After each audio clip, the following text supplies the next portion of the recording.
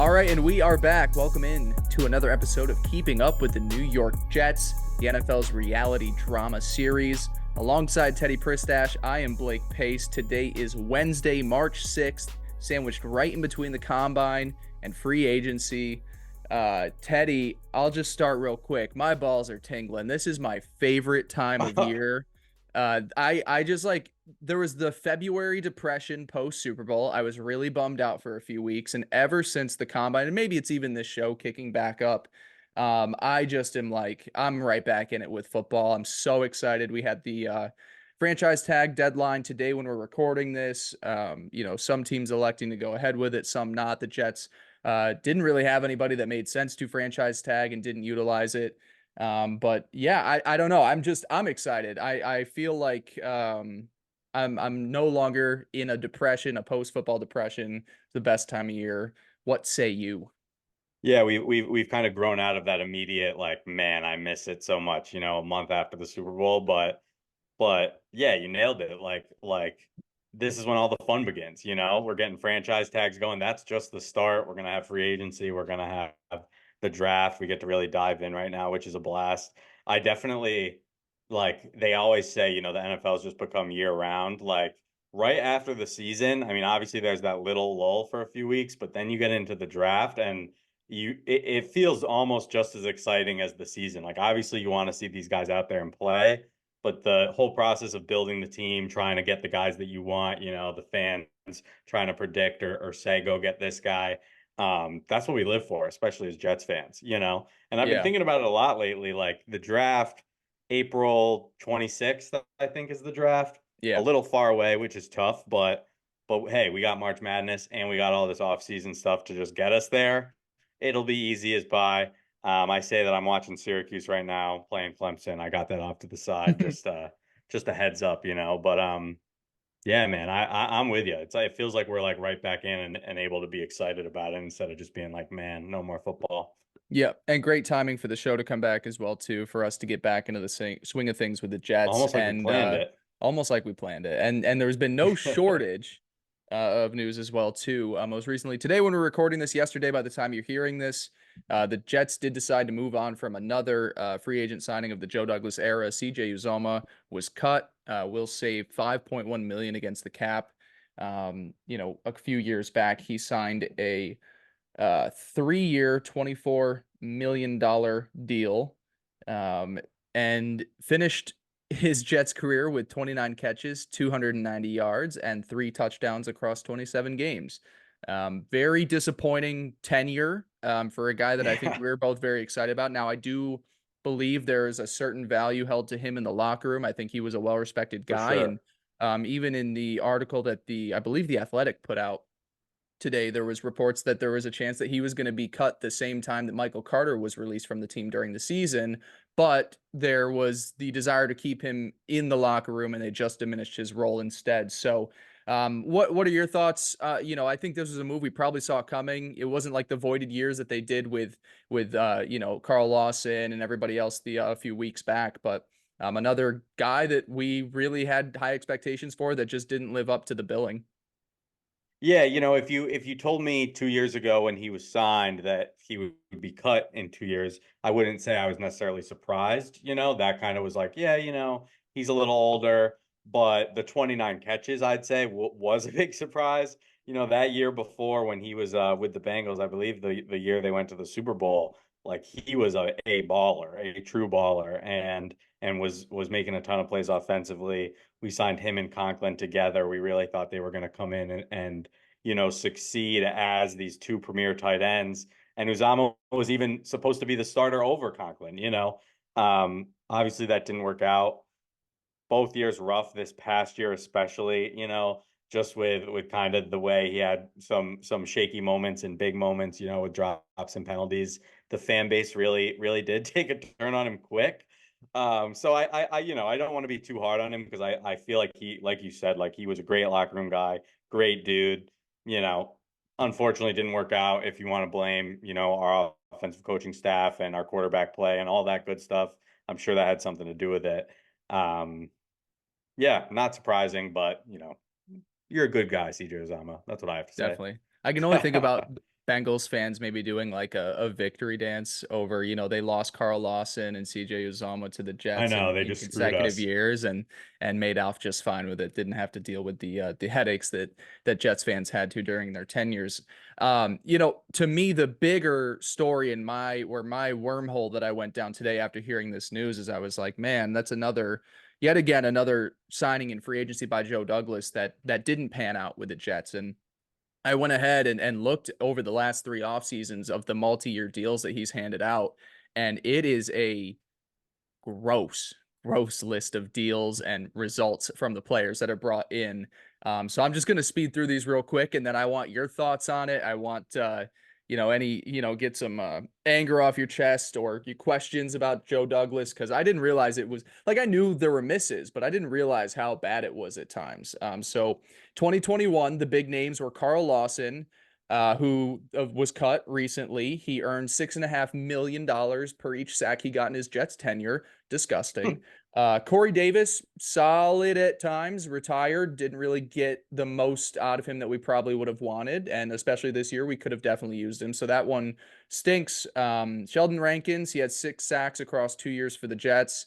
Last year, he had 6 sacks for the Houston Texans. The one from that one that I'll give as well to Justin Hardy, good role player for special teams. Good signing. It was a cheap deal. I like Captain. that one. Yep. 2022 only gets worse. Laken Tomlinson, as we all know, cut recently, signed a $40 million deal to be one of the worst starting left guards in football across the last few years. Braxton Berrios was a free agent after being with the Jets, signed a multi-year deal, which the Jets cut him after one season. Would have been what, the Jets' third, fourth best wide receiver this year. It's hard to make an argument that he wouldn't have had some sort of value in the locker Yeah, room this year. 100%. Jordan Whitehead, strong safety, was cut as well too. Very inconsistent at times at a non-premium position. Signed a 3-year kind of a deal in the same with the Uzomah range in the 20s millions of dollars. And then we've got CJ, who we were just talking about, cut today when we're recording this. 58 receiving yards in 2023. Not a typo. That's kind of crazy. That's insane. Here's where it gets a little bit better. DJ Reed, great player, one of the better number 2 corners in all of football. I'm happy for Joe Douglas that this one is on the list, because that is a one that you can like hang your hat on and say great job.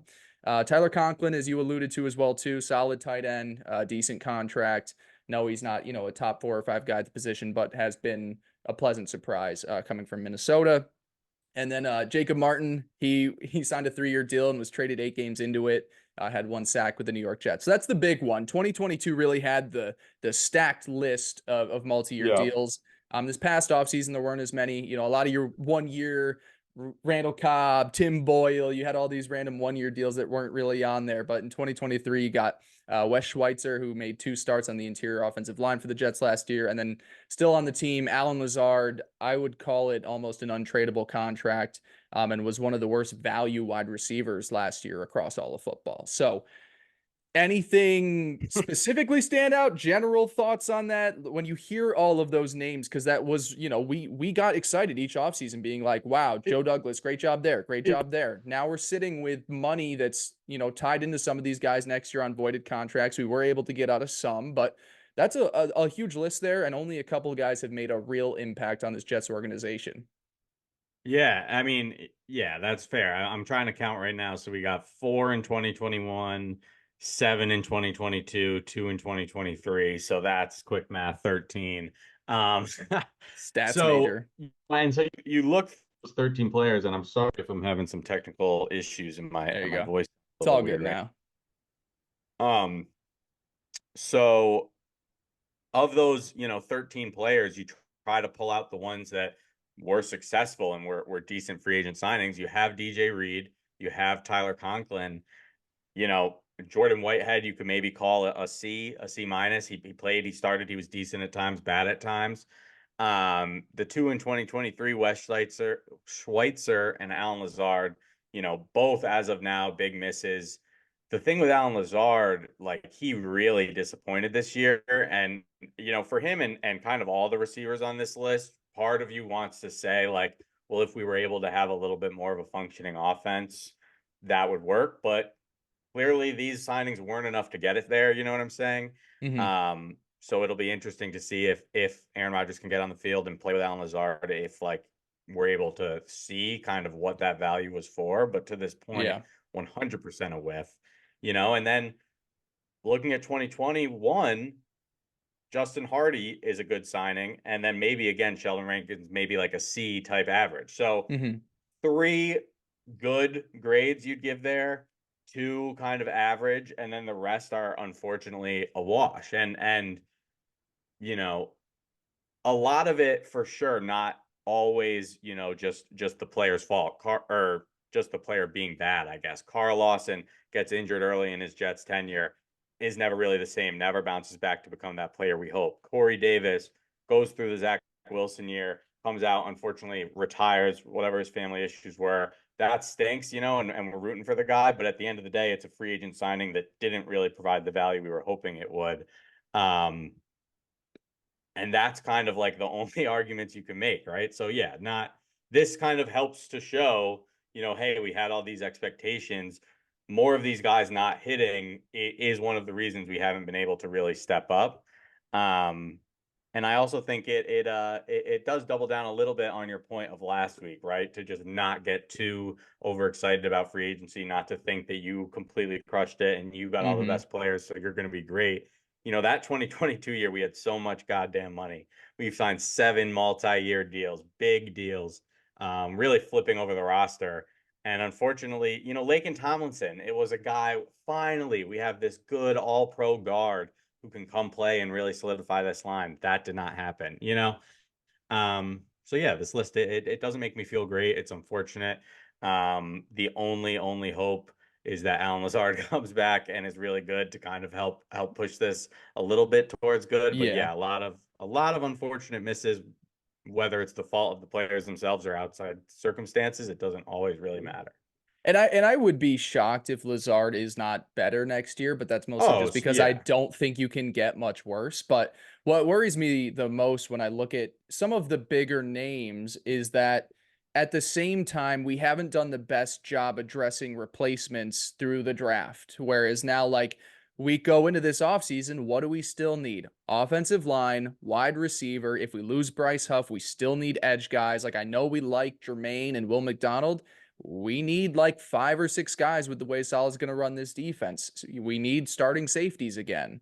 We are just in this position now where like we've tried to add in at these premium positions that are not quarterback. We've got Aaron Rodgers, and hopefully when he's ready to go in 2024, that is a big fix.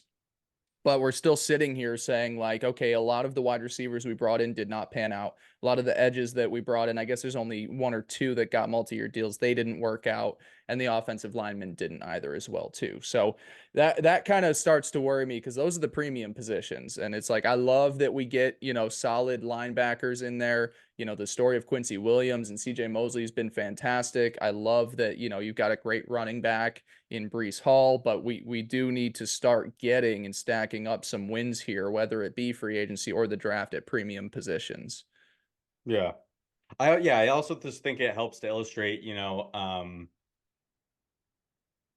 when we looked at this Jets team last year, and even in 2022, but really last year, it was so easy to kind of look at all these names and pair that with, Aaron Rodgers and this Hall of Fame quarterback and really be like, wow, like we're solid. Where are the holes? How is this team not a contender?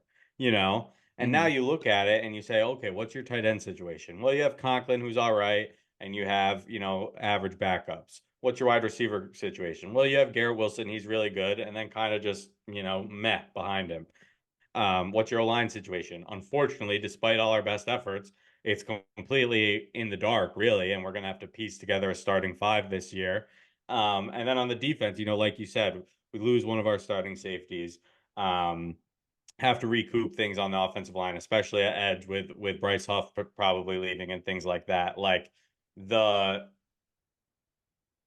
that like thought of like, wow, we are so solid and we really don't have those holes. It's just not here this year. You know what I Yeah. mean? Hmm. And sure, they might be able to address all those needs and fill those holes and have Aaron Rodgers come back and be great. But certainly the expectation and just the like analysis of the team, you're not sitting there being like, wow, they really are solid. And it's because of a lot, these big free agent signings not working out. Hmm. Obviously this is 13 guys. There's tons of other 1 year guys we didn't bring up and stuff, but these are supposed to be, hey, we're going to sign these guys and they're going to help solidify this position for a few years. Outside of DJ Reed, no one has done that on this list. You know Yep, what I mean? So, exactly.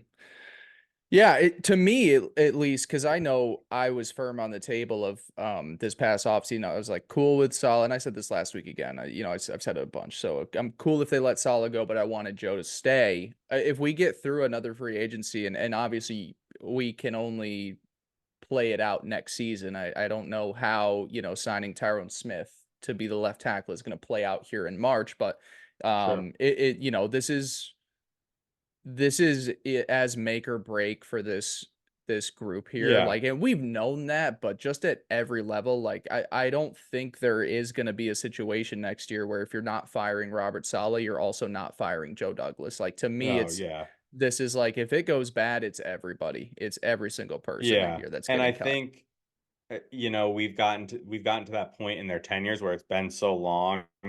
And early in Joe Douglas's career, it really did feel kind of like, I know the results aren't there, but this guy is just making good move after good move after good Hmm. move. And that it's not like those things are taken away from him. You look at the trades he's been able to pull off, you look at some of the draft gems he has been able to find, some of the early round picks that have worked out. There's plenty of good for Joe Douglas, right? But there's also that plenty of bad right there with it. And it's not like we're in this, hey, it's only his first couple of years. There's still a lot of speculation we can still kind of say. It's like, no, we're 4 years into this. If it doesn't work now, it doesn't work. Like the results have to show themselves. And you can't just keep saying, oh, well, he makes great deals. It's like, well, clearly he hasn't been able to do enough.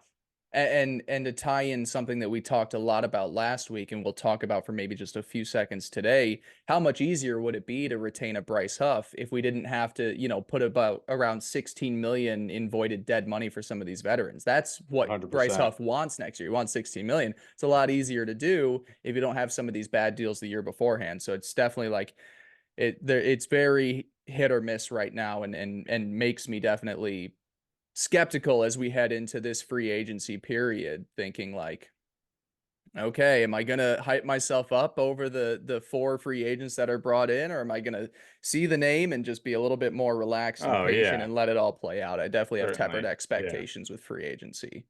Um, kind of to transition in, we're talking about the walls kind of crumbling in. We spent some time last week talking about a few guys that got out of the Jets organization for different reasons. Some people wanted out, some people were not retained, some people wanted in, took promotions elsewhere.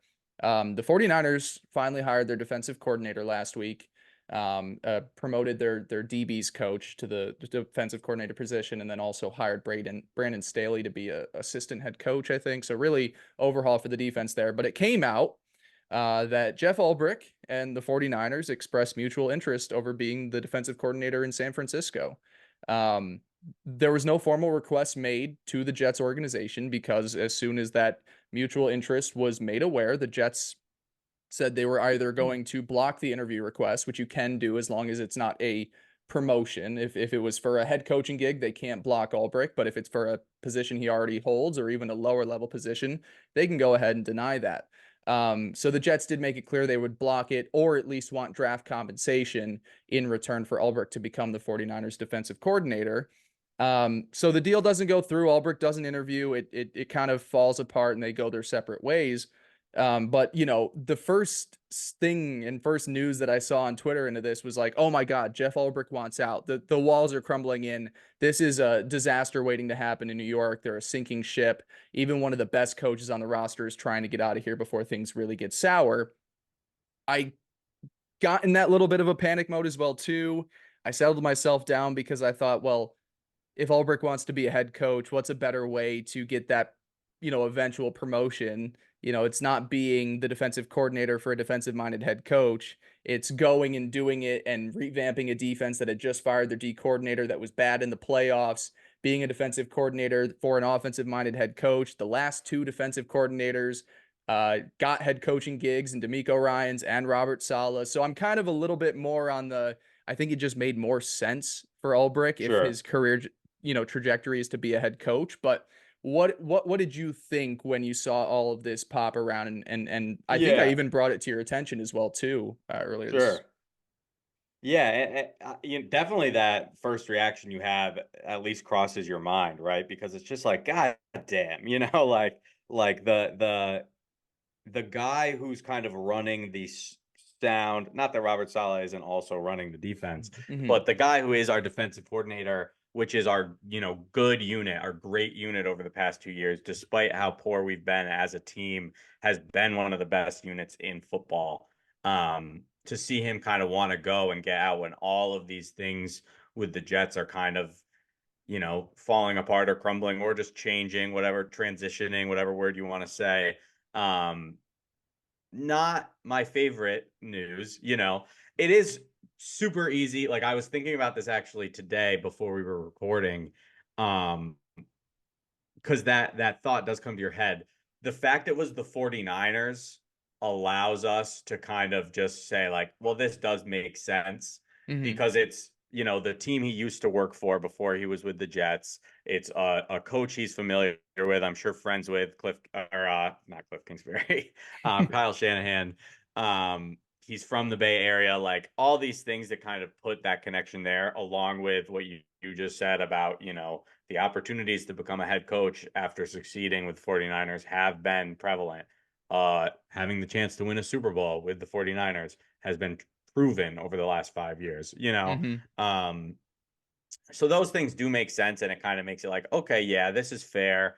Like, I do get it. But at the end of the day, like those are good excuses to tell ourselves it doesn't Yeah. still worry me about this whole situation. Yeah. And I don't mean to just keep doing this. Like, we're gonna have this podcast every week, and I don't need to say it every week, but it's just that like, this Jets team is in such a state of just like question marks. You know what I mean? Like we're like, all right, we're gonna do it again with Robert Saleh and Joe Douglas, and we're gonna hope that Aaron Rodgers works out, and we're just kind of doing this thing that we've been doing, and obviously like we didn't get our fair shake at it last year. Everyone can say that, and we hope that we get it this year, but just like my confidence in just everything working out this year is not the highest, and this kind of move, you know, doesn't help that at all, right? It makes Yeah. me think that we're going to be sitting here in a year, and he's going to be able to go get a job wherever he wants because they're going to have a whole new staff. But Yeah. maybe I'm just being pessimistic. I don't know. It's funny because we talk about certain things about this show throughout the week, and we haven't had this conversation, but in the last few days I've started to be like, are we putting too much pressure on Aaron Rodgers here? Like how many times are we have we Yes, dude. Are you like kidding me? That's what we did last year. Like, like yes, dude. Yes, we're yes. putting a lot of pressure on a 40-year-old quarterback coming off a ruptured Achilles. Like, oh my, like we're saying we even earlier today we were like Alan Lazard, maybe just Aaron Right. Rodgers coming back will solve him. And It's like and how many and things can he solve? go back to the hit piece article, whatever you want to take from it. That made it very, that like kind of doubled down on that idea of, and the Mecole stuff, just doubled down on that idea of like, hey, we just kind of thought we had Aaron Rodgers and everything was going to work out. And go back to watch Hard Knocks, go back to training camp clips. That is truly what guys said in interviews. They said, hey, I know we didn't do our best last year. Like, we got a different quarterback now. So let's see what happens. And you look at Nathaniel Hackett and the decision to keep him. It's like there's no situation other than this one with Aaron Rodgers where Nathaniel Hackett would have a job in the NFL this year, or at least as a coordinator. And so we're just kind of saying, like, all right, we'll keep you around, but that means that it's Aaron's job to kind of turn this around. Like, yes, we are putting too much pressure on Aaron Rodgers. Hopefully, he's able to. I mean, just get us to the playoffs. That would be great. I don't honestly need him to win us a Super Bowl, but yeah, dude, so much pressure. It's just our band aid. It's like, come back and fix this for us, please. It's crazy. It's a Yeah, crazy, yeah, it's a it crazy is. feeling. At least you got a guy that's motivated enough that like wants it just as much for himself as he would than the organization too. Like, he's been Yeah, in he's done a lot of the damage for himself, where he's made himself this polarizing figure by the way he speaks. But at least you've got a guy that is motivated to be like, I got one more fuck you in me, and like sure. I'll get Yeah. this thing ramped. So at We least need you got like a guy that's villain Aaron motivated for Rodgers. Yeah, exactly. chip on your shoulder. And you've got it. And there's a guy that Yeah. look, I mean, he's the relaxed guy from 5 or 6 years ago, and then he ran the table with 12 straight wins or something. Like he's he's an old man, but hopefully he's the still he's got that dog in him. Um, I mentioned that we'd gloss over this quickly, but coming out of the combine, there was just a little bit of an update on the Bryce Huff market. Sorry, sounding more and more likely that he will leave in free agency. Rosenblatt had this that Huff made it clear both privately and publicly that his desire is the biggest possible contract and also an opportunity for more playing time. Um, and the Jets counter and I guess pitch to him. This just made me laugh is that there will be more pass rushing opportunities for Bryce Huff because with Aaron Rodgers back in at quarterback, they will hold more leads later in the games where then the opposing offense needs to pass the ball more. That is what they are trying to put out as propaganda for why Bryce Huff can What expect more playing time next season. what was that conversation that we just had like Exactly. Like 5 seconds we're ago? What was using it that on the one? Bryce Huff free agency pitch. What Right. the fuck Yeah. are we doing? I mean, hey, do what you got to do to get the guy. This kind of just confirms like what we kind of brought up last week, where he had said, he's not all that interested in going back to the Jets because he doesn't want to take a hometown discount. He Yeah. wants to have all the opportunities, to play 60% of snaps or more. Um, yeah, super unfortunate. Very like I said it last week. I was really hoping that the tide would turn a little bit here and maybe we'd get him. But as we've talked about, and we'll super dive into free agency next week, but the Jets cap space is just not where it has been the past few years. It's not gonna, Hmm. we just went over 2022, we had 7 free agent signings to multi-year deals. Last year we had 2. 2021 we had 4. Like it's certainly going to be more in that 2 to 4 range than Hmm. it is in the 6 to 7 Yeah, range. definitely. Um, but it's just tough, and it's another guy that it seems like that we were able to like get to be a good player and hit on, and like the Bryce Huff over the past 3 years, despite the lack of playing time, despite not getting the percent snaps that maybe we thought he deserved at the time, especially as time went on, like he has been one of Joe Douglas's biggest points of like, look what he was able to do. He was able to take this late Found this rounder guy. on and motherfucker. Sorry, Mike's like no. my mic fucking me. I'm gonna give you Um, for your birthday. We're gonna gift you a new microphone for your birthday. That'll be a Fuck present. yeah, that would be sick. Mine's a little broken. But anyway, we signed this guy and it's like, man, we hit on him and then we're not even able to keep him around. It just, it sucks a little. Yeah, to me, this is the one where everybody misses on draft picks. Everybody misses in free agency, but to make so many mistakes before this point that now you are going to lose one of your homegrown talents at a premium position simply just because you can't afford what he wants.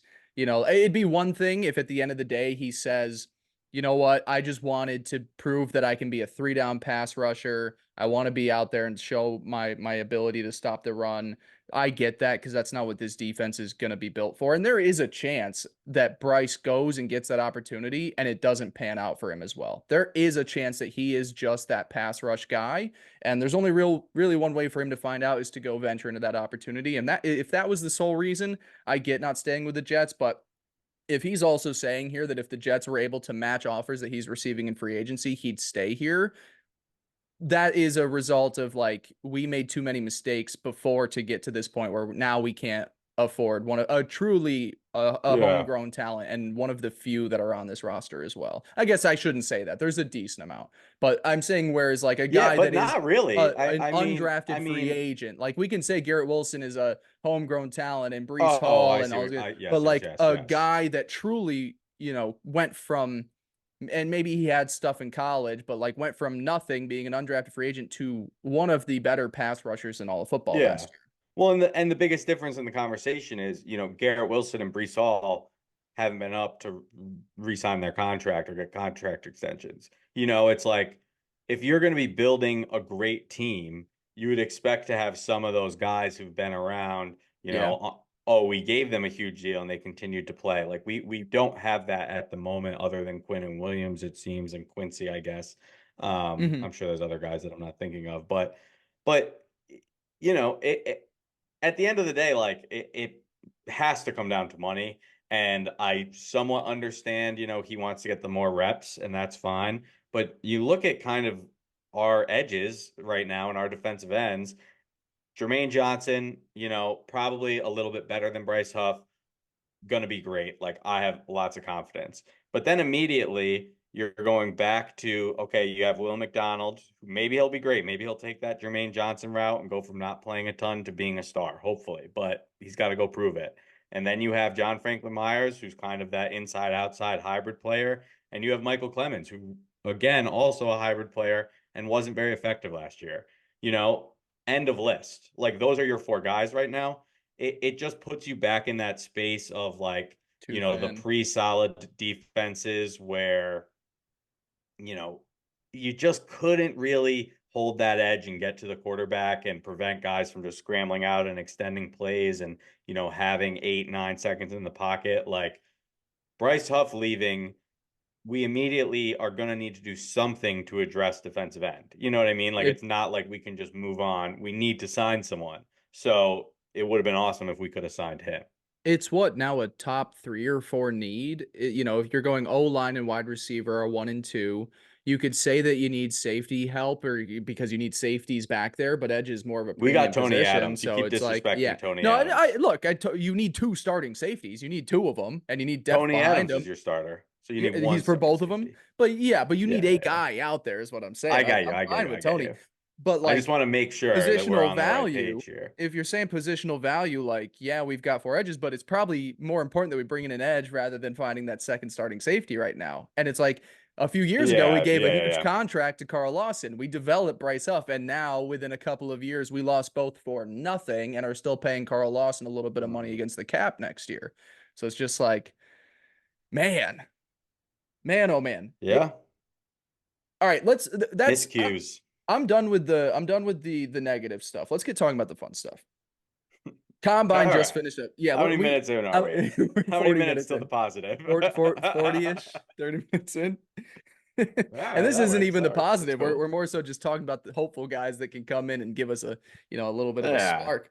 Um, a very We'll turn the friend corner for you guys. We'll yeah. be we'll be positive soon enough. Give us a Look, few yeah. weeks. Yeah, yeah, yeah. Look, if they Wait till we if sign a few guys, and I'll think they're the goats, and yeah, we'll go exactly. from there. Yeah, Oh, that was we'll my number one in free agency. yeah. Everyone else had like 5 guys above him. That was my number one. That's a preview of what I'll be saying. When we sign like a Hughes is down 35-year-old 12 at offensive halftime, tackle. by the way. Oh man, that's tough for the plus Just 10 FYI. betters in house. Yeah. We'll come Only back. one of Second half us. team. Teddy, Second it's half team. to quote our general manager who we've been talking about a lot of today, it's a very Jets friendly draft. He said that at the combine recently this past week. The full quote, I feel like it could be a very Jets friendly draft in terms of the things that we're looking for. It's a really strong group at offensive line. It's a strong group at receiver. It's a good quarterback group. Put a note in that. It's across the board. It's a strong group. That's a big kind of little subtle drop in there. And I think that's where I want us to kick things off because we know that the Jets probably will use their first round pick on an offensive lineman unless they go crazy in free agency and then feel the need to go and grab a wide receiver. But it does sound like the Jets will be looking at the market for quarterbacks here in the draft. By that comment, it's a good quarterback group. So first question, how early or at what point, if at all, would you expect the Jets to go after the quarterback in this draft? Because there's no second round pick at the moment. There is a situation if you have the 10th pick and you trade back, maybe you can recoup an early, a mid round second pick. You can make other deals in there to find more picks in there.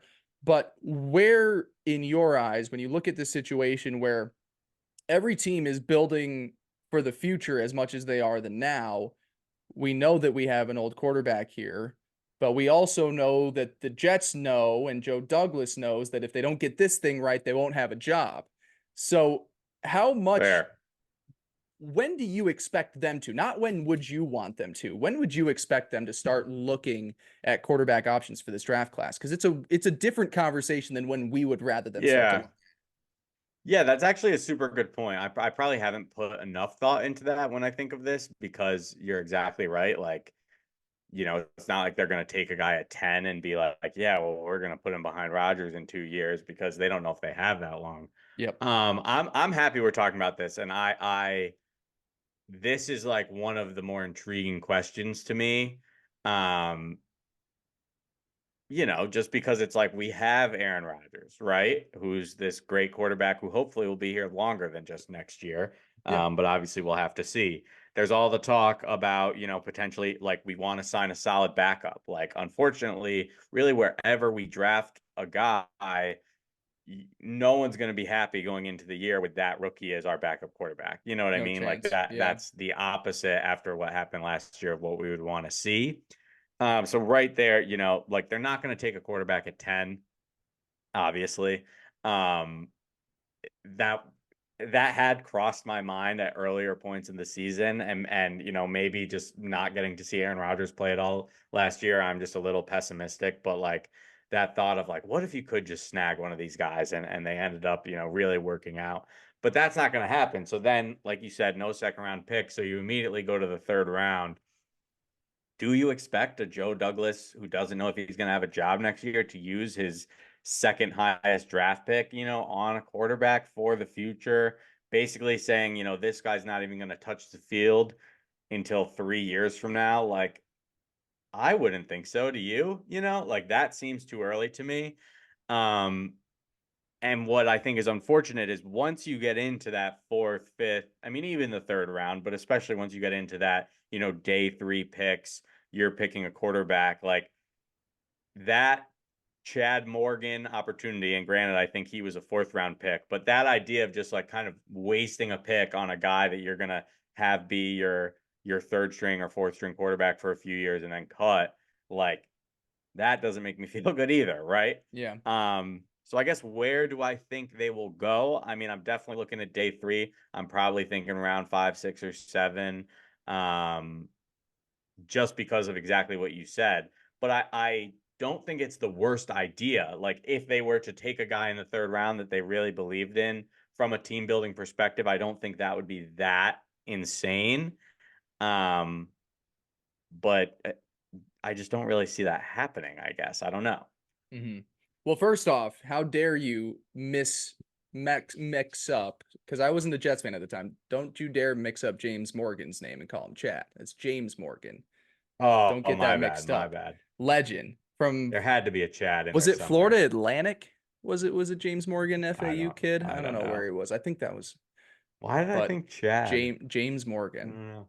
James But Morgan, but excuse me. second I off, but you're appreciate that. right. It is a weird situation to be in where to me, I could only see Joe Douglas and Robert Saleh like aligning on taking a quarterback if Woody Johnson tells them they need to go and get somebody early rounds. Like if it's a third round, to Yeah, me that's like an owner's decision like we got to start taking shots on other guys and find multiple backup plans for Aaron Rodgers here. sure. Um because look, it's a That special immediately comes one of those catch 22s, those of like, all right, well, we'll draft this guy to keep our jobs so that Woody likes us, and then we'll lose our jobs because of it, maybe. You because we know what I wasted a mean? third Like, round pick on a so quarterback when we needed, right. multiple offensive And linemen, that's receivers, and that's what I think defenders. the big point here, right, is that despite all the pessimism, despite, I don't know how good we're going to be next year. We still got Nathaniel Hackett as our offense coordinator. We are hoping to get to see Aaron Rodgers, but it just, feels like we'll never get what we want. Um, the Jets have to be a team that is at least trying to compete next year, right? Because we've said it 100 times this podcast.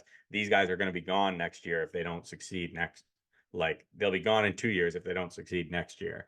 So yeah, that really paints the picture of like you're not going to do it with your first couple picks. Like you're going to try to, hey, let's get better now for the now and try to get guys who can, contribute. Yeah, and there could be moves to be had where you accumulate more picks. Say you get to pick Sure, 10 sure. and for some reason maybe JJ McCarthy is still sitting there and the Broncos want to jump the Vikings or the Vikings that order 11, 12, 13 or three teams that like could be in that quarterback range. Maybe you end up being able to, grab a That could second be and a fun. third round pick and you could go ahead and move back knowing you're still going to get a premium offensive lineman, but you accumulate some day 2 picks and maybe that's where you go and take your shot now that you have more ammo. But you're right, I wouldn't when you need edge defenders, when you need wide receivers and offensive linemen, and this is a class that has value, especially at offensive linemen and wide receivers in day 1, in day 2, in day 3, it's a risky move to then go and spend a higher pick on a quarterback. I will say, shameless plug, I knew I was going to do it at some point. If you are listening to this show and you have not signed up yet for the Spring Blake NFL Draft newsletter, make sure you go ahead and do that. I am putting out 3 emails a week, kind of a mailing list of, it's going to end up being around a top 150, top 200 prospects, which is really exciting.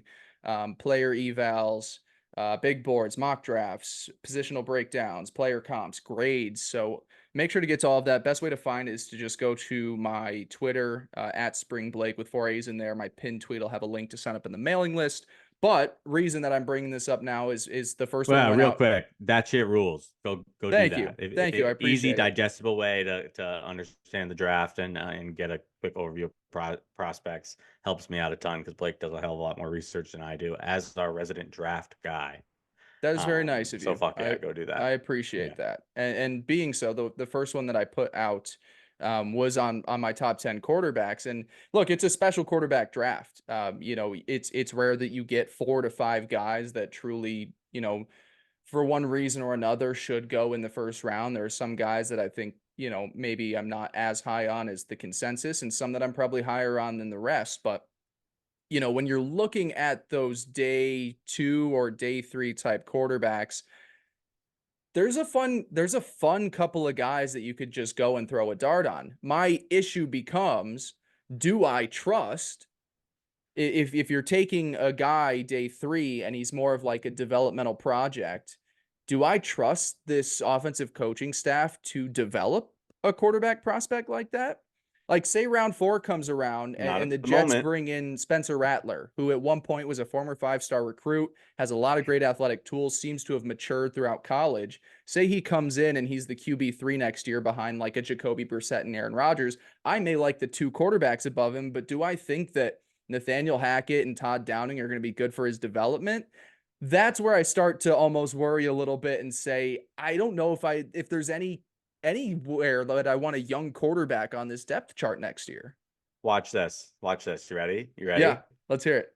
Aaron Rodgers can mentor him. It'll all work out. Aaron Yeah, Rodgers just will mentor him. It'll be just like good. when he just He'll like just when learn he from Aaron Rodgers. just like when he flew to Yeah, just California like what and he did for blocked Zach. Zach, just how he blocked Zach Wilson's Yeah, number basically exactly. after he left the No, team. I'm just joking. But that's just another like great example, right? Of like, yeah, we really think we can get this guy here behind Aaron, like Crazy. um yeah. So to me, then While when we you're are looking, yeah, go ahead. go ahead. No, I No, want to you hear what got you're it, you going to got say. it. I was just going to say, like, if you're looking Well, at some of the more developmental projects, if on day 3, it's like a Spencer Rattler, Michael Pratt out of Tulane. You got a couple guys in there. Jordan Travis was an exciting player before getting hurt at FSU this year. But it's almost like if you want a quarterback that is going to provide a little bit of like comfort and structure, you would rather go with an older guy like a Sam Hartman out of Notre Dame, where you're like, we may not have a ceiling here, but God, if he, for any reason he needs to see snaps in 2024, he has like right. 4 or 5 years of starter experience. So that's where like what kind of prospect they take, I'd almost rather, as much as I think some of those guys have a potential to develop to higher ceilings than Sam Hartman, for where this roster and coaching staff is at, I don't trust them to Yeah, get the sure. most out of a young quarterback. No, I mean I agree. And Like, again, if it got to that situation, right, of you're looking to kind of start this guy who you just drafted, it's like Rodgers would have had to go down and And the probably whoever the backup. backup, and then Exactly. it's like, all right, well, at that point you're just trying to stay above water. So that's where kind of Right. what you're saying makes a lot of sense. Um, but yeah, I mean, at the end of the day, like they take any of those guys as like a project, like I'm probably not going to be all that mad about it. I would love to like have one of these guys who, 2 years down the line, all of a sudden is getting some playing time. And you're like, oh, wow, we actually kind of found a gem, that Oh yeah. some of those backups who get to have that story. It feels like we haven't really had that outside of, a 2 game stretch of Mike White. Hmm. Um, so yeah, no, I just real quick wanted to ask you, to go back to the top of the board a little bit. Um, at the combine, the Jets met with Caleb Williams, met with um, Jaden Daniels. I think maybe one or two other of the top quarterbacks. Does that mean anything to you, or like, does it interest you at all, or is that just like them doing their due diligence on top guys? It's got to be just a due diligence. I think it would be I mean, it makes no, yeah, like the Jets aren't it trading for up this to number position. one, Like right? think about what started the whole Aaron Rodgers was miserable in Green Bay was when they took Jordan Love, and that was like pick 27, when you could argue like, yeah, that's Right. the range to throw a dart at a random QB. Um, Now if the Jets are sitting there and there is like a legitimate. No, I'm gonna backtrack everything I said there. Yeah. The only reason would be to maybe you're just trying to get a good feel of where they're gonna go in the draft and what your options are gonna be at Sure. 10, and knowing maybe what teams you could see wanting that sort of prospect if they were available at 10. Because to me, I just Yeah. I go back to like if Woody is running the show here for some reason, maybe, Yeah, but maybe. at the end of the day, like I think you're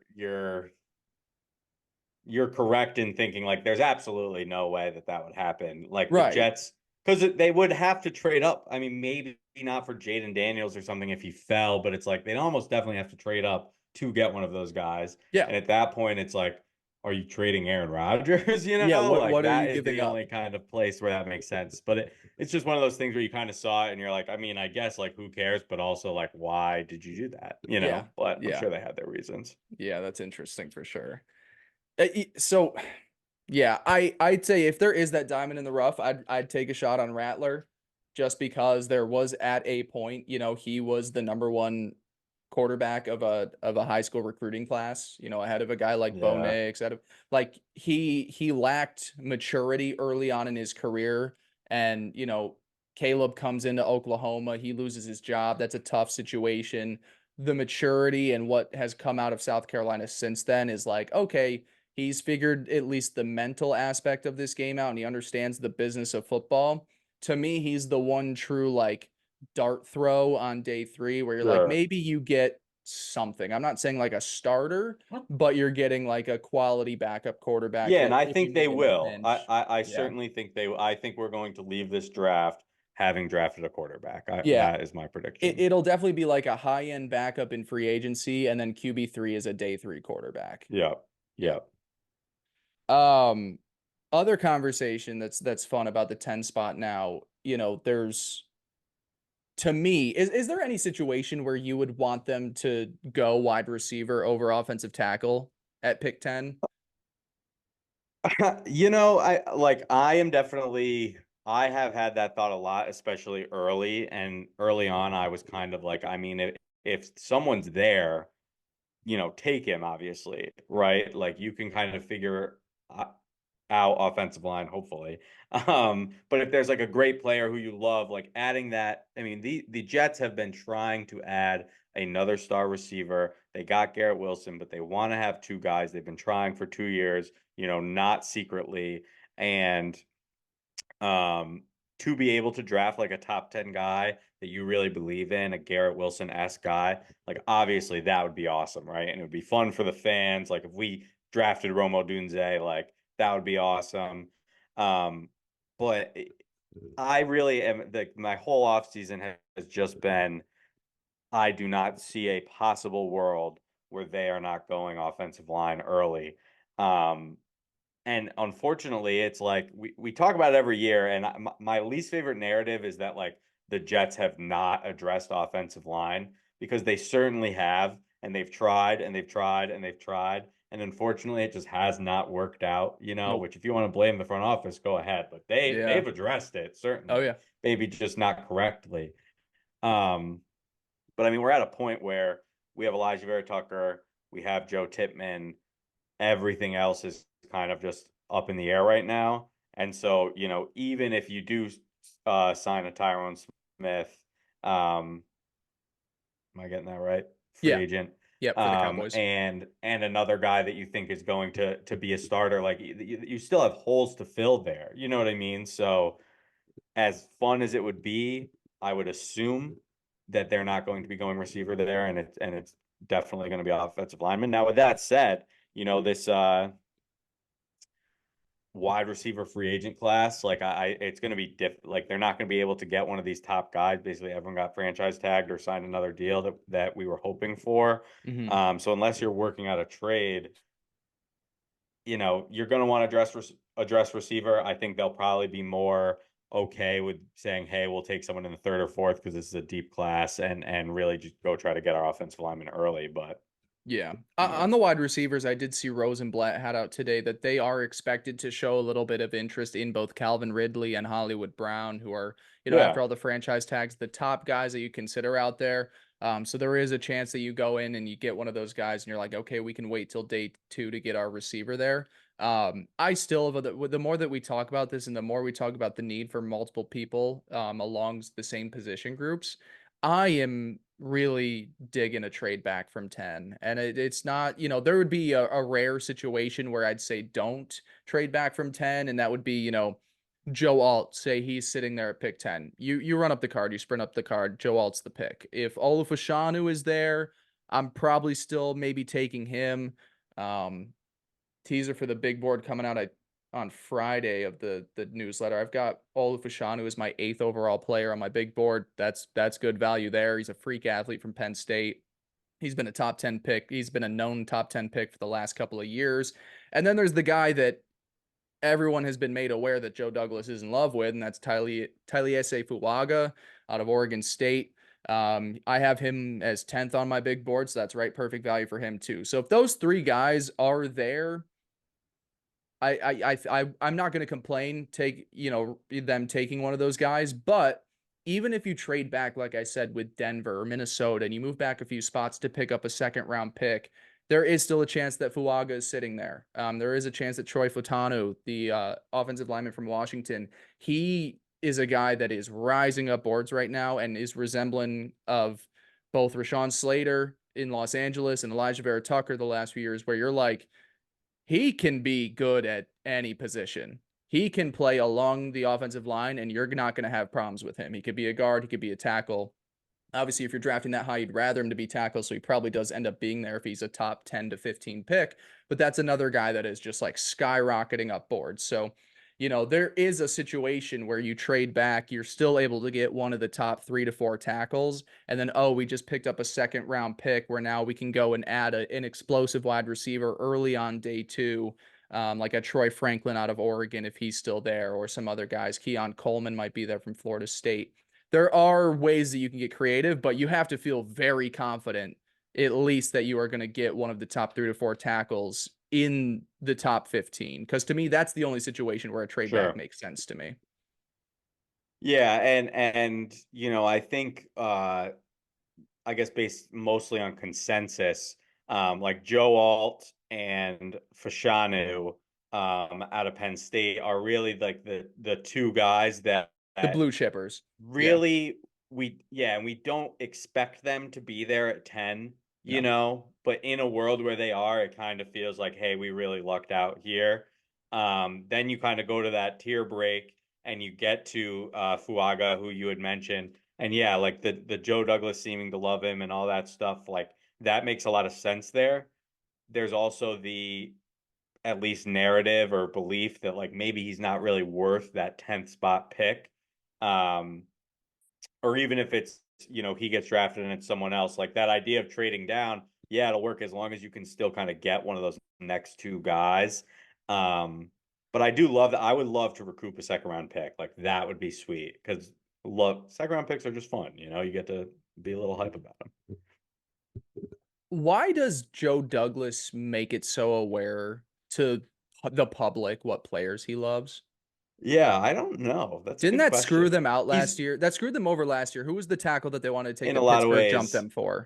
Broderick Jones or Yeah, Broderick yeah, Jones. The yeah. Steelers, And he knew it everybody, too. they Did forever. you see the clip that came out like somewhat recently? He's like, they're gonna jump us here. And And they did. he's making it extremely Um, public. Like it was in notes from the Senior Bowl that Joe Douglas has been yeah, obsessed with this guy for months. Now, my only hope would that be maybe he learned that as a lesson from last year and he sneakily has another guy that he'd rather right, have. sure. But man, I'm just like, keep this shit to your fucking self, Yeah. dude. Well, it's funny because the one thing about Joe Douglas, and part of me almost thinks it comes from like Woody, right? Like, the reports come out that like Woody is, aware of social media and scrolls through and is aware of Yeah. the fans' opinions and all that stuff. Like, whenever Joe Douglas has his first, press conference of the offseason and they really talk about, how are we like, because every single year it's, hey, we were pretty bad last year. How do we get better? He's always like very open about the plan, right? Hey, this year Yeah. we need to go after a quarterback. This year we need to address that offensive line and wide receiver room. Like he's always very honest about that, which is great for the fans to be like, we've been fired up and asking these questions for months, but then it's kind of like, all right, man, like you don't have to say all of that. Like, Yeah. like maybe just keep it down, but whatever. But yeah, I'm totally with you. But the wide receiver class and offensive tackle class both seem very strong. To me, like if we sign, I mean, I think Kendrick or Calvin Ridley is a great player. He didn't really work out as well as people thought he would last year, but if he got to come in and be a two, Peaks and I think valleys. yeah, and he's a skilled player, like he Hmm. has those skills. I think Hollywood Brown is a guy who dealt with injuries, has dealt with no Kyler Murray, actually had a pretty sneaky good first half of last year before Yeah. kind of falling off. He's a guy I've always been decently high on. Like if you're able to get those guys, especially then, like I don't think you need to go after it. But even if it's like, all right, like we're gonna go into next year with Garrett Wilson and Kendrick Bourne, and it's like, yeah, sure, that sucks, but you still have Garrett Wilson. Like we need offensive linemen so badly. It's really hard for me unless they love a guy who falls and they don't expect it. It's so hard for me to see them taking a receiver. Yeah, I totally agree. One last question on the draft then. Wide receiver and O-line we've talked a bunch about. We talked a little bit about quarterback. We've already talked about edge. Are there any positions where you're like, I really would like them to at least prepare and get ready for this position? Maybe not in a round 1 or 3, but take some shots in the later rounds. Is there anywhere that you're like, Um, don't love our options, or maybe there's something coming up that we need to plan for? Yeah, it's a good question. I don't know. I think there's a lot of spots on the roster where like it's going to depend on free agency. Obviously, like Yeah. defensive tackle is one that comes to mind. Yep. Edge is one that comes to mind as we talked. Like we could still benefit from adding talent there, of course. Definitely. Linebackers for when CJ Mosley moves on, inevitably, it's going to happen one of these years, right? Yep. Like a safety, feel pretty good about our cornerbacks right now, but DJ Reed's not going to be here forever, So to me, it's like the from that perspective, outside of O line and wide receiver, like it's kind of just wide open. Yeah. So you have anything in mind there? But at least for those positions, you're right. There is at least something in place where it's like, okay, if we take a 6th round pick and it pans out to be our future starting linebacker in place of CJ Mosley, perfect. We got exactly the developmental project that we wanted there. Um, yeah, no, you hit on the big ones, linebacker, D tackle. Um, I think there's a few like if they it's tough because you don't want to invest in it quickly. There's a few linebackers that like are just going to go in the 2nd and 3rd round because linebacker is not necessarily considered Sure. premium, but there's a few like starting capable guys that'll be taken in the 2nd round. But Yeah, and That I seems too honestly kind early. of want to like push back on like and I'm sure the analytics and like all the things we've known, but like linebackers are so goddamn important and there's so many, I guess not so many, but like you can think of a lot of linebackers who are star players on their team who are awesome. You know what I mean? Like it's not like that's not a thing. So glad you said this. The best defense in football, and I think who was I listening to that I was stealing this from somebody else that I listened to this week, and I can't remember who it was, but think of, the 49ers, really talented defense, Dre Greenlaw, Fred Warner. Think of the Jets, Yeah. CJ Mosley, Quincy Williams. Think of the Right. Like, Ravens, Patrick Queen, and who's the other guy there that they brought in? Roquan Smith. Like yeah, some of the yeah. best defense, what they have is two freaky fucking The linebackers that are Chiefs, Nick Nick Bolton and Bolton and and Tranquil. Am I getting that confused? yes, Drew yep. Tranquil? Yep, Drew Yeah. Tranquil. Yeah. Exactly. Like the best defenses have two freaky Like athlete linebackers that are just sideline to sideline. Quincy Williams has been invaluable to us. And it's exactly what you just said. It's like that speed to be able to like kill a play before they gain, 7 yards. Yeah. And oh, our linebacker got there and they only got 3 yards. I thought he was totally going to turn the corner there. Like, I think, and especially like the offense, right? It ebbs or the NFL, it ebbs and flows, right? Like it was the Mm-hmm. offensive explosion. Now it's, hey, offense is Defense. Yeah. down. Like it almost feels like, okay, let's start remembering that linebackers can mean a lot to a Oh team, yeah. Definitely. I'm glad you said that because I was actually having that same thought this week. There's Junior Colson out of Michigan and then Edge Cooper from Texas A&M are two guys that, like, to me, they'll go in the second round or even, late second round, and they'll be starters by the end of their rookie seasons. They're just like that same kind of linebacker. You're Yeah. just like, that's a Yeah. freak athlete that I want running around causing mayhem on my defense. Only other one, and it's something that, could be like the seventh round pick or could be taken care of in free agency just as easily. RB2. I want a better second running back behind Brees. I think that now we're in a position where, and I know we drafted Izzy Abanikanda and he was on the roster toward the end of the season, but like I don't feel comfortable with the depth of that room right now. And we joke about former Packers. I could definitely see AJ Dillon coming in and being like the Yeah. physical, back to complement, not really that change of pace guy. And especially you don't really need that because Brees is so electric, but I could see AJ Dillon coming in on a relatively cheap deal because this is a Adam Schefter tweeted it out today when we're recording this. He's like the best free agent running back class of all time. And it's true in terms of name likeness. Like when are you going to have a Saquon Barkley, Josh Jacobs, Derrick Henry, Tony Pollard, Austin Eckler, even though he's dipped off a bit. Like that class is going to dominate, but there's also some guys here in that second tier where you're like, okay, yeah, AJ Dillon maybe took a step back the last year or two, but he could still provide value in a rotational role. There's also some day three guys that I think can do the same. So that would be one where it's not offensive line, it's not wide receiver, but I would like to not have to fully rely on Brees being like leading the league in carries next year. Yeah, sure. Yeah, for me, I feel like running back's one that I would assume we'd address in free agency just because, like you said, like There's so many it's dudes. so easy to just get a guy, Yeah. like AJ Dillon's a perfect example. Like, was AJ Dillon a star? Him as our backup? Yeah. And we drafted Izzy last year. Like, I would assume that's something they'll address in free agency, but never know. Yeah. Any other draft stuff? Anything that from the combine that you want to talk about? Even it doesn't even have to be Jet specific. It was a fun combine. I mean, this is a truly exciting class where I feel like the Yeah.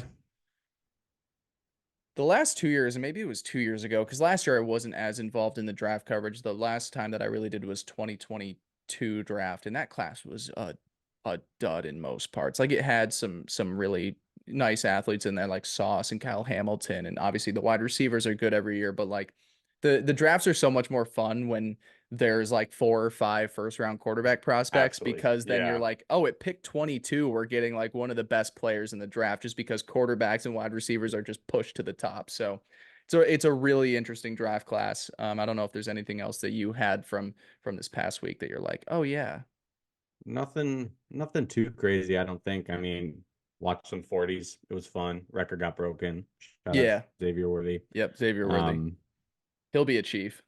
well, yeah.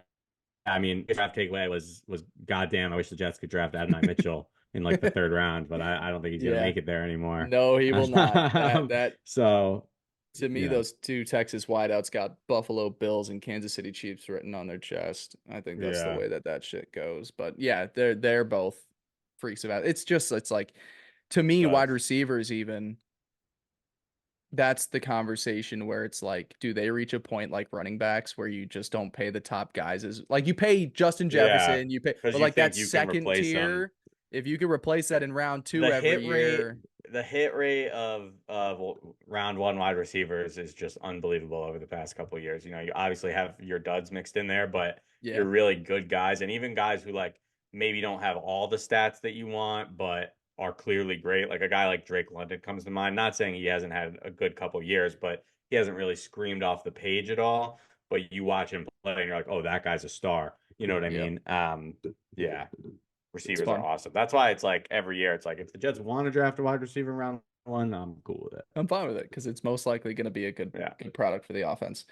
All right, cool. That's all for the Yeah. draft talk then. The only last thing, Teddy, I'm going to throw this in for you real quick. I wanted to Let's get a do it. new segment in here to kind of piggyback off of our new name and just really built up in the drama over the New York Jets. I wanted to create a little burn book for us, and I'm stealing that from the hit movie and Mean Girls, where they had this burn book where they wrote all their I was gonna gossip in say, yep, there yep. and all their drama. So I think I like I like that it's a burn book too, because I can already like imagine the graphic. Like once we get yes, this like 6, 7 we'll deep, have you know, like we're each gonna have. just the pictures of like, Yep. yeah, Exactly. I kind of want it'll us be to fun. have almost our own separate pages right next to each other, and then we'll just plop Sure. faces in every week, or when they're needed. I think where I wanted to, there's so many names that we could go back and add in from just like being, yourself. You have a decade of plus of being a tortured Jets fan. Like you could go and pick Sure. fucking anybody. I could go and take who's that second round quarterback that I hated so much, Christian Hackenberg. I could just put him in the burn Yeah. book for fun. But I Everyone think we hates do him. want to try and make it a little bit more topical and Yeah, at make it least a for little now. bit Get people on fresh as of they mind. pop up. So yeah, it won't have maybe the OGs, and maybe some of them will have their way in their moment if they pop up into the news, but I definitely think it'd be a fun time to keep some guys around in the news. So yeah, there might be weeks. Do you have anybody this week that you'd like to throw in? Anybody that makes sense for your Well, I first need you to go edition? first. I need you to go first. Me to go first. Yeah. Well, I don't want to steal the one that I already tipped off in Right. case. Well, I haven't fully decided, to be Okay. completely honest with you, so I Okay. don't want to take yours because you probably thought about this more than I did. I did. Well, I already did mention it to you as an example, and I think the Okay. I timing wasn't lines sure up which one perfectly. we were Oh, gonna okay. pull. So Yeah, hit me I with it. fine. I'll take it. I'm gonna take no, I'm gonna let you take him. Fuck it. He meant you really had to deal I with don't all want to those. take him though. I have You someone don't? different. Okay, fine. No. Jamal Adams, welcome to the burn book. Yeah, fuck yeah. Newsworthy. He was cut today from the Seattle Seahawks. So he is a free agent. It was immediately put out by Connor Hughes that there is absolutely zero interest from the Jets front office in bringing Jamal Adams back. And they felt the need to go out there and say that because there's been a rumbling on Twitter that Jamal would like a reunion in New York. That will not be happening. He was a kind of piece Yeah. of shit at different times. And like I think most recently this year when he quote tweeted that Connor Hughes tweet with a picture of his wife, it's just Yeah, like talking about his scum of the wife, earth type his dude. hot wife. It's just like, come on, man. Jamal Adams is very deserving of being in the keeping up with the New York Jets burn book and very Yeah. fitting to be a first addition to it. No, I that's fair. And it's like a topical ad, which is good because he would be good for this, but also to be like, yeah, whatever. Right. Uh, Mike's messing up again. But yeah, you say like Connor Hughes put that tweet out immediately, right? Because he was just cut today. But the idea of him being cut has kind of been like, yeah, we're Oh pretty sure yeah. the Seattle's going to cut him over the past few days. And the amount of people I see who are like, yeah, I'd be open to that. Like, he could be a good player for us. It's like, dude, fuck that. Jamal Adams is only good. He's a linebacker and he's great at that, but he's not great at pass coverage. He's not great at like the modern NFL of just playing two high safety the whole game. And he's a cocksucker. And I'm so happy that the Jets came out and said they had zero interest in him because he sucks. So good ad. Good ad. And I mean, after his first 2 seasons in Seattle, where he still missed 4 games a year, he played 1 game in 2022 and still dealt with injuries this past year and played 9 games. Like, why are you then now going to say that, oh, yep, Jamal Adams has it figured out after this time? He's figured out not only just the off the field stuff when he has his head straight, but he also is now, taking care of his body in a good way. And the injury proneness, sometimes you can't really plan for that, but what of Jamal Adams to New York makes sense in any shape or fashion? It just doesn't make sense. No, fuck that. So welcome to the burn book, Jamal Adams. Yeah, I like that. I'm gonna go ahead and go with our boy Dion Dawkins. We talked about him last week. He would have been my other. I just want to get him on here. Honestly, I kind of like what he did, because this Jets-Bills rivalry has really ramped up over the past couple of years. I think, for so long it was just two battered down franchises, and now the Bills are kind of relevant. And, unfortunately, we haven't gotten back to that relevant spot yet, but we at least have knocked them off a couple of times. We're 2-2 in the last 2 years against them. I really do think that is, two teams who just generally don't really love each other. And like, it's a little bit more than just, Garrett Wilson talking about how they're all friends with like the Giants players, and it's not even really a rivalry because they're all tight. Like, that's not how I see the Buffalo Bills. And I think Dion Dawkins is helping to fuel that, but it's just like, fuck you for, just saying dumb stuff. Welcome to the burn book. Yeah, that would have, if I had given Jamal over to you, I was gonna be between Dion Dawkins and Mecole. But like, Mecole to me is like one where it's like, is he really worthy of it? Like, he did do, if it comes out, if it comes out in 5 weeks, they do an investigation. It's like, oh, he did tip off. Fair, yes, if that stuff's true, Chiefs, and oh, he did ask Brett Veach to come trade, and there was like actual tampering that comes out. Your time will be deserving, but like, he was more of like a nothing on the team, and essentially added no value. So it's like tough to be mad at a guy that just was not panning out and then decides to get chatty. But Dion Dawkins is a very good fit. And I want that picture of him in the interview as the book picture. Tits hanging out. He did look kind of swaggy. I'm not gonna say he didn't look totally swaggy. He's got cool tattoos, but it's gonna be a cropped out image of his head right down to the titties, and that's gonna be what his image on the book is. Yeah, so that'll be a fun one. We might have weeks where we don't need to put anybody in if there's not too much shit going on, but just to start off for the first week, I'm sure we'll there'll be stuff. Look, there'll be media personalities that come in there. If that PFF guy comes in and is shitting on the Jets' decisions again, and guys that we love, like if I ever see any random person on Twitter could just piss me off one day. Who did the PFF guy tell us to draft instead of Breece Hall? Some random quarterback. Yeah, someone's so funny. Like, I don't remember. I don't remember the full clip, but yeah, he listed like 4 or 5 guys, and all guys are. He was like, take. It's like, dude, what? Like, in what? We have one of the better running backs in football now. Yeah, crazy. Yeah, top 2. All right, let's get out of here. Let's get out. Yep. Thank you guys so much for listening to Keeping Up with the New York Jets. Make sure to follow us on our socials at KUWTNYJ. Teddy is at Teddy Huncho. I'm at Spring Blake. Yeah, I had to, if you're watching on YouTube, I had to math out the words in thin air. Keeping Up, KUWTNYJ. Teddy at Teddy Huncho. I'm at Spring Blake. Again, go subscribe to the NFL Draft newsletter. I'll probably mention it a bunch, and I'm going to use a ton of it here in terms of, how I evaluate some guys here on this show as well, too. So thank you all for listening. We'll be back next week with a big free agency preview podcast. Until then, we'll talk to you later. Peace.